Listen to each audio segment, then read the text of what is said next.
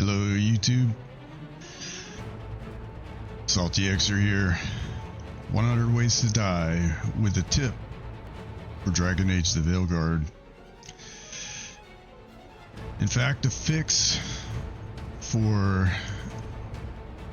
the system detecting a controller even if you don't have one, and how to switch it back to keyboard and mouse without having to plug in a controller.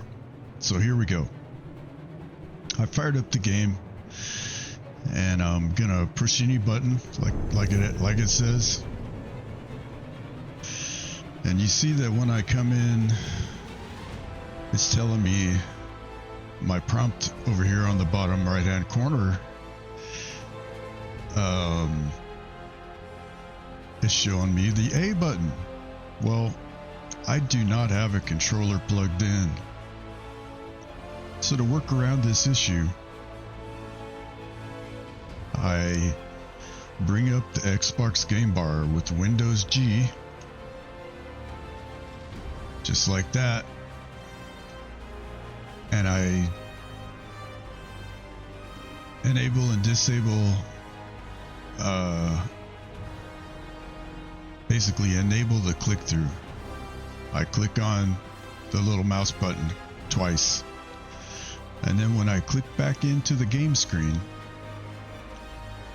it'll switch me back to keyboard and mouse, just like that. So that's my tip. That's how you can switch your control from the non-existent gamepad to back to the keyboard and mouse that it should be. I don't know why this is not you're not able to force this configuration in the game, but you can't.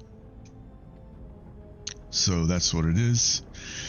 I hope this helps somebody out, and this is Salty Xer, 100 Ways to Die. Thanks for watching.